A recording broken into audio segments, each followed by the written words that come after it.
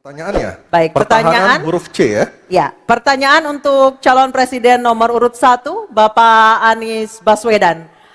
Pertahanan negara yang tangguh dapat dicapai dengan memanfaatkan teknologi siber, kecerdasan buatan, dan satelit untuk informasi geospasial. Pertanyaannya, apa kebijakan paslon untuk mendapatkan akses teknologi dan pengembangannya guna memperkuat pertahanan Indonesia? Waktu menjawab selama 2 menit, Pak Anies, dimulai dari Bapak berbicara, kami persilahkan. Terima kasih. Sebelum saya menjawab pertanyaan itu, saya mengklarifikasi tadi data yang meleset. Maaf Pak Prabowo, angkanya terlalu kecil. Bukan 320 hektar, tapi 340.000 hektar. Saya klarifikasi. Kemudian itu pun salah. Melanjutkan. Itu pun salah. Atas apa yang perlu saya sampaikan. Mas Anies, Pak Prabowo, jangan Pak Prabowo, Pak Prabowo, Pak Prabowo, mohon maaf, ini mohon nanti tenang ada dulu kesempatannya, hadirin. baik. Mohon tenang. Harap tenang. Mohon tenang. Harap tenang. Harap tenang. Baik, kita akan lanjutkan. Harap tenang Ya. hadirin. Silakan, Bapak. Baik. Ini adalah salah satu ancaman non-tradisional yang makin hari makin nyata dirasakan di Indonesia. Kita merasakan keluarga-keluarga kita, HP, komputer, menghadapi tantangan hacking. Karena itulah menurut kami perlu sekali kita membangun satu struktur pertahanan cyber yang serius. Dan ini tidak cukup dengan memberikan tugas pada sekelompok orang. Satu adalah dengan membangun satu sistem yang komprehensif, perencanaan komprehensif yang melibatkan seluruh lembaga termasuk komponen masyarakat. Yang kedua adalah pengadaan teknologi-teknologi terbaru. Tapi kuncinya bukan semata-mata pada teknologinya. Kuncinya adalah pada pelibatan semua secara semesta. Yang ketiga, yang tidak kalah penting adalah mekanisme untuk merespon balik apabila terjadi kondisi serangan. Sehingga bisa memiliki kecepatan untuk recover, kecepatan untuk kembali dalam sistem ketika terjadi serangan-serangan cyber itu. Jadi menyusun ini, satu adalah melibatkan secara komprehensif, yang kedua menggunakan teknologi terbaru, yang ketiga sistem recovery yang cepat. Terima kasih. Baik, terima kasih Pak Anies. Kami persilakan kepada calon presiden nomor urut 2, Bapak Prabowo Subianto, untuk menanggapi calon presiden nomor urut 1 dengan waktu 1 menit saat Bapak berbicara akan dimulai. Silakan Pak. Ya, sekali lagi ya, saya berpandangan Pak Anies juga terlalu teoritis. Semuanya bagus, indah, tetapi yang nyata tentang masalah AI, cyber, teknologi tinggi dan sebagainya adalah sumber daya manusianya, awaknya. Saya begitu jadi menteri, saya membentuk 4 fakultas baru di bidang sains, teknologi, engineering, dan mathematics. Kita menyiapkan putra-putri kita terbaik untuk menguasai teknologi, untuk menguasai sains, untuk menguasai artificial intelligence, untuk menguasai cyber. Bukan barang yang kita beli, kita harus kuasai know-how-nya, kita harus kuasai sistem yang harus kita pegang. Dan menurut saya itu adalah inti daripada masalah. Tidak hanya bicara-bicara yang baik-baik saja. Waktu sudah habis Pak Prabowo. Selanjutnya calon presiden nomor urut 3, Bapak Ganjar Pranowo, untuk Baik, menanggapi. hadirin kami harap tenang. Hadirin kami harap tenang. Silakan Bapak Ganjar Pranowo untuk menanggapi jawaban calon presiden nomor urut 1. Waktu Anda 1 menit dimulai ketika berbicara. Yang pertama, kita mesti menguatkan BSSN. Dan kita penting untuk membuat security system yang baik. Bahkan selain membangun SDM dan infrastruktur yang baik, maka kecepatan internetnya dan coveragenya harus tinggi. Maka kalau kita kemudian membuat satu sistem infrastruktur yang bagus, jangan dikorupsi. Ini yang kemudian jadi persoalan. Maka tidak pernah selesai. Dan tentu saja LPDP itu punya potensi yang sangat tinggi untuk memberangkatkan orang-orang, anak-anak hebat ke sana. Namun demikian, ketika mereka sudah balik, mereka mesti diberikan ruang untuk bisa bekerja. BRIN bisa kita libatkan. Ya, mereka bisa membuat kolaborasi yang sangat bagus. Bahkan kemudian pengamanan di kepolisian, saya kira perlu cyber institution yang dipimpin oleh Jenderal Bintang 3. Dan kita perlu duta besar cyber. Baik, masih ada sisa waktu. Ya. Baik, cukup. Dan sekarang Harap tenang. hadirin harap tenang, kita berikan kesempatan kepada 3 orang capres kita untuk berbicara. Kami persilakan pada Pak Anies untuk menanggapi 2 capres sebelumnya. Silakan Pak Anies, waktu Ya. 1 menit. Memang benar, membangun sistem itu salah satunya. Satu adalah perangkat lunak, satu adalah perangkat kerasnya. Dan itu salah satunya adalah seperti disampaikan terkait dengan sumber daya manusia. Persoalannya, kalau tadi disebut ada yang teoritis, ada yang kedua tidak dilaksanakan. Jadi selama 5 tahun ini, apa yang dikerjakan dalam mempertahankan sistem cyber kita? Mohon tenang. Justru di situ letak problemnya. Jadi ketika anggaran yang begitu besar dialokasikan justru bukan untuk mempertahankan yang hari ini menjadi serangan paling modern yang terjadi. Ini adalah ancaman yang paling nyata dan dirasakan di seluruh keluarga, bukan hanya di sektor pemerintahan.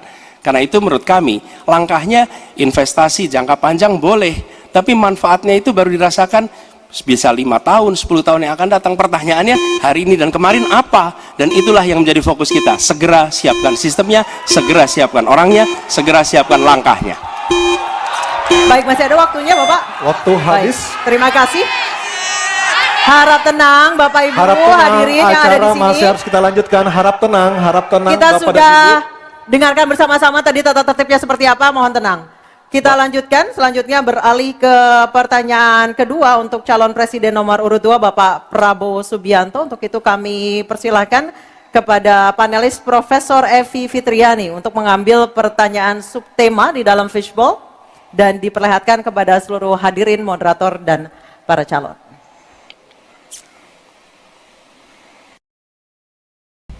Tema apa yang diambil oleh Ibu Evi? Kita lihat bersama-sama. Hubungan internasional. Baik, saya akan mengundang Ketua Panelis Profesor Hikmahanto Juwana untuk mengambil undian daftar pertanyaan dari fishbowl di sebelah kiri saya. Silakan Profesor Hik. A, B, atau C? Subtemanya hubungan internasional. C. Hubungan internasional C.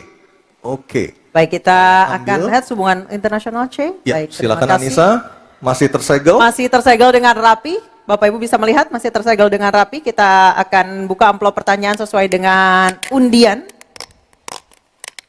Kami ingatkan kembali para calon presiden untuk mendengarkan dengan seksama karena pertanyaan tidak akan kami ulang. Pertanyaan untuk calon presiden nomor urut 2 Bapak Prabowo Subianto. Sebagai inisiator Dasasila Bandung 1955, Indonesia menginspirasi dunia dalam membangun kerjasama selatan-selatan. Pertanyaannya, apa strategi paslon untuk menyusun peta jalan yang lebih konkret dalam memperkuat kerjasama tersebut? Waktu Silakan. menjawab 2 menit Pak Prabowo, kami persilahkan. Baik, dalam hubungan internasional yang utama bagi Indonesia harus tentunya kepentingan geopolitik kita dan kepentingan ekonomi kita. Karena itu yang utama adalah kita harus memperkuat ekonomi dalam negeri Indonesia.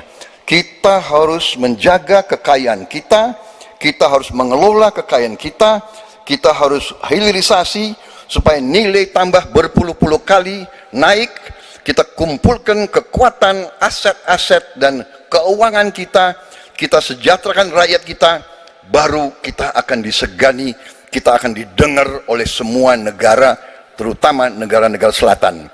Kita sekarang pun sudah jadi panutan bagi banyak negara di Afrika. Begitu banyak negara di Afrika sekarang melihat ke kita, datang ke kita, minta belajar dari kita, karena kita dianggap negara selatan yang cukup berhasil. Inflasi rendah, pertumbuhan masih ada, neraca perdagangan kita bagus, surplus perdagangan mungkin 5 tahun berturut-turut, kita sekarang jadi panutan.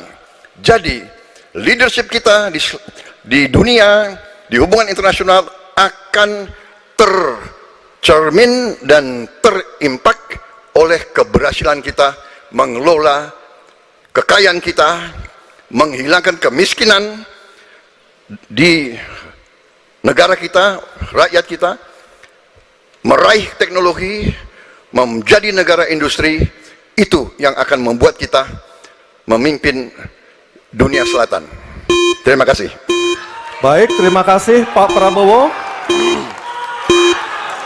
Hadirin mohon tenang, kami persilakan kepada Pak Ganjar untuk menanggapi jawaban dari Pak Prabowo dalam waktu 1 menit dimulai saat Bapak berbicara. Kami persilakan Pak Ganjar. Selatan-selatan kita punya potensi yang hebat. Kita punya sumber daya alam yang sangat bagus. Kalaulah kita mau konsentrasi saja untuk bisa menuntaskan kekuatan yang berbasis pada sumber daya alam, ambil satu saja, teknologi baterai. Maka kalaulah kemudian kita akan bekerja sama dengan selatan-selatan, nikel kita miliki. Tapi boksit, ya, kita bisa share dengan beberapa negara yang lain. Ada juga litium umpama dengan Argentina. Maka kalau kemudian ini kita konsentrasikan penuh, betapa kekuatan ekonomi akan besar, ini menciptakan lapangan kerja, dan kita menyiapkan jemput bola SDM yang unggul untuk bisa meraih itu, dan kekuatan itu akan berimbas kepada rakyat kecil. 1, butuh lapangan kerja. 2, dia butuh daya beli yang baik. Dan yang ketiga, mereka butuh pekerjaan karena ada lapangan kerja yang disediakan oleh pemerintah. Baik, waktunya habis. Baik. Harap tenang. Harap tenang. Selanjutnya giliran calon presiden nomor 1 Bapak Anies Baswedan untuk menanggapi. Waktu Bapak 1 menit dimulai ketika berbicara. Penjelasan tadi tidak menggambarkan tentang peran Indonesia di selatan-selatan. Itu hanya menggambarkan apa yang disampaikan Pak Prabowo tentang bagaimana kita membangun Indonesia. Dan ketika kita membangun dengan baik, tidak otomatis selalu jadi contoh. Yang harus dilakukan adalah seperti yang dilakukan ketika era Bung Karno pada waktu itu, Ali Sastroamidjojo. Apa yang dikerjakan? Merangkul semua. Membawa apa yang menjadi agenda selatan-selatan, bukan menceritakan agenda kita. Semua orang bisa baca di Google tentang apa yang kita kerjakan. Tapi kalau kita menjangkau pemimpin-pemimpin selatan-selatan, dan presiden menjadi panglima diplomasi, bukan sekedar hadir di forum-forum menjadi salah satu penonton, salah satu hadirin, tapi datang ke sana membawa, ini agenda selatan-selatan. Apa misalnya? Kita berhadapan dengan climate crisis, yang biaya untuk menghadapi climate crisis itu tinggi sekali. Dan ketika kita bicara dengan selatan-selatan, yuk kita bicara dengan utara, bagaimana membiayai climate crisis sebagai satu kesatuan. Indonesia jadi pemimpin selatan-selatan. Baik. Baik, tenang. Hadirin kita harap tenang. Kembali kami berikan kesempatan kepada Bapak Prabowo untuk menyampaikan tanggapannya atas jawaban dari 2 capres sebelumnya. Kami persilakan Pak dalam waktu 1 menit. Saya kok banyak setuju dengan Pak Ganjar ya. Ya, kalau benar masuk akal, saya setuju. Kalau ngomong-ngomong ya kumaha. Ya, jadi leadership, apakah negara, apakah perorangan, tapi terutama juga negara, harus dengan contoh ingarso sung tulodo. Kita mau mimpin, kita mau bawa agenda, kita mau cerita, itu cerita, omon, ya. Tak bisa. Kenapa negara-negara selatan sekarang melihat ke Indonesia? Karena kita berhasil membangun ekonomi kita. Jadi tidak hanya omon, kerjanya omon saja, nggak bisa, tidak bisa. Baik. Waktu habis Ingarso Pak sung Prabowo, tulodo. waktu habis. Baik, harap tenang dulu. Kita akan beralih ke berikutnya. Baik, selanjutnya. Hadirin mohon kerjasamanya untuk tetap tertib. Mohon kerjasamanya sekali lagi. Baik, selanjutnya kita beralih ke pertanyaan untuk calon presiden nomor urut 3, Bapak Ganjar Pranowo. Untuk itu kami persilakan panelis Bapak Imade Andi Arsana untuk mengambil pertanyaan subtema di dalam fishbowl, dan setelah terambil boleh langsung diperlihatkan. Ya, sudah ada 2 subtema yang kita bahas. Ini adalah yang ketiga, Anissa ya, dan juga pemirsa. Subtema apa yang diambil? Keamanan. Keamanan. Baik, untuk melengkapinya saya akan mengundang panelis Dr. Ian Montratama untuk mengambil undian daftar pertanyaan dari fishbowl di sebelah kiri saya. Kita akan lihat huruf apa yang diambil oleh Dr. Ian Montratama. Huruf C. Oke, keamanan huruf C, Anissa. Keamanan huruf C. Di Oke. depan, iya. C Masih tersegel. masih tersegel. Oke, silakan Aryo. Baik, saya buka keamanan huruf C. Dari suara juga masih tersegel. Masih Mas, ya? tersegel dengan rapi. Baik, ini adalah pertanyaan untuk calon presiden nomor urut 3, Bapak Ganjar Pranowo. Kewenangan institusi di sektor keamanan sangat penting, namun masih terjadi tumpang tindih. Pertanyaannya, bagaimana komitmen paslon terhadap penataan institusi pertahanan dan keamanan? Terima kasih. Membereskan yang tumpang tindih. Dan itu harus dimulai dari pemimpin yang punya komitmen untuk membereskan. Siapa dia? Pemimpin tertinggi, Presiden. Maka kalaulah kemudian kita bicara pertahanan yang ada di laut, maka sekian lembaga yang ngurus laut mesti disatukan dalam sebuah wadah Coast Guard. Ketika kita bicara keamanan dan tumpang tindih, maka keamanan wilayahnya ada di kepolisian. Saya mengapresiasi, umpama dalam konteks terorisme, 2023 relatif tidak ada. Kita berikan apresiasi itu kepada kepolisian. Ketika kemudian terjadi pada situasi belahan Indonesia yang lain yang membutuhkan, katakan bantuan dari TNI, maka disitulah kemudian on call mereka. Kami butuh bantuan, maka dibantu. Tapi pada sisi yang lain, pembenahan yang tumpang tindih ini, di daerah sebenarnya juga bisa disupport agar keamanan bisa berjalan dengan baik. Siapa mereka pelaksana di daerah? Forkompimda. Kita tidak pernah membiarkan situasi negara diurus oleh pusat saja. Kita mesti mengambil inisiatif karena peran-peran sampai tingkat lokal itu ada. Bahkan tokoh masyarakat, tokoh agama mesti kita lakukan. Maka seluruh yang tumpang tindih dari sisi regulasi, satu perlu harmonisasi, dua perlu sinkronisasi. Dan pada tingkat tidak ada keputusan, maka pemimpin tertinggi harus berani mengambil keputusan itu. Sehingga tumpang tindih yang selama ini selalu saja menjadi perdebatan yang tidak ada hentinya, maka diselesaikan di meja presiden. Dan itu saya kira sikap yang paling jelas untuk membereskan persoalan ini. Apapun dalam konteks eksekutif, maka pemimpin tertinggilah yang harus mengambil keputusan.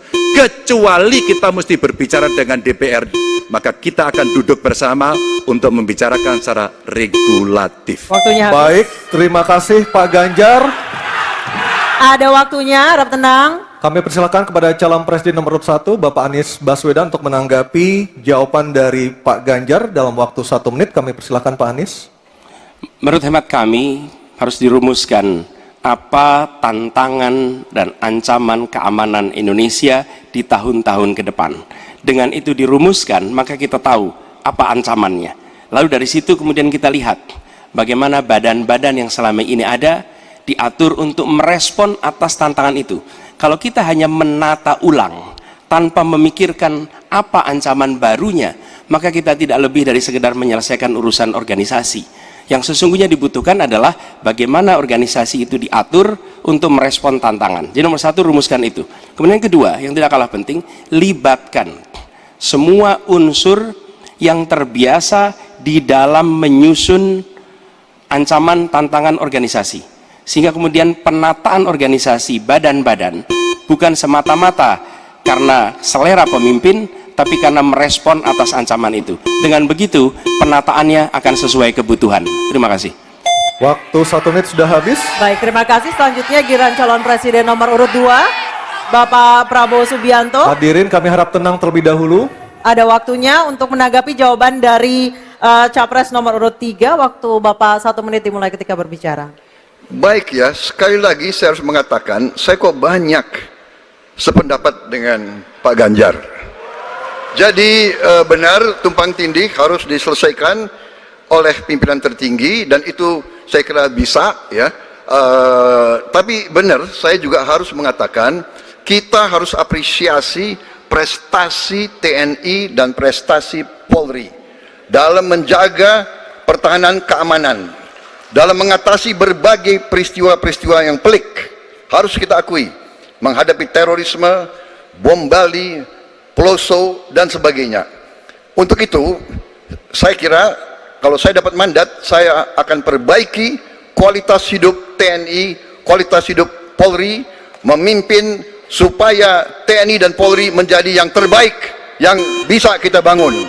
Dengan keunggulan TNI dan Polri, Polri langsung di bawah Presiden, kita akan Waktunya habis, berbuat Bapak. yang terbaik untuk rakyat kita. Terima kasih. Selanjutnya kita kembali ke calon presiden nomor urut 3, Bapak Ganjar Pranowo, untuk merespon Mohon tenang. tanggapan dari kedua capres tadi. Waktu Anda 1 menit dimulai ketika berbicara, silakan. Ketika overlap kelembagaan ditanyakan kepada saya, maka saya sudah pelajari apa yang ada. Data, kondisi sosiologis, konflik antar kelembagaan, itu bukan tiba-tiba turun dari langit. Karena kami sudah baca datanya, kami melihat prakteknya, pengalaman kami 10 tahun di DPR dan 10 tahun di gubernur, cukuplah sudah untuk membuat analisis kondisi sosiologis yang ada. Maka tidak perlu lagi kita akan mengundang lebih banyak orang untuk meneliti starting from zero. Ini starting from the end. Dan kemudian kita mesti memutuskan cepat. Maka kalaulah kemudian seluruh data itu sudah ada di kepala kita, sudah tertuliskan dengan baik, maka yang diambil adalah keputusan karena kita punya konsep untuk memutuskan itu. Kecuali kita blank dan kita tidak pernah tahu dari mana Anda akan memulai. Karena saya tahu dari mana itu memulai. Terima kasih. Baik, terima kasih Pak Ganjar. 3 capres sudah memberikan jawabannya di segmen ini. Kita akan jeda terlebih dahulu dan kita masih akan terus kembali, Anissa ya. Betul. Sejumlah gagasan nanti akan kembali disampaikan oleh para calon presiden 2024 dalam jawaban dan tanggapan para calon presiden. Kita nanti usai jeda, dan pemirsa tetap bersama kami di debat Ketiga calon presiden pemilu tahun 2024.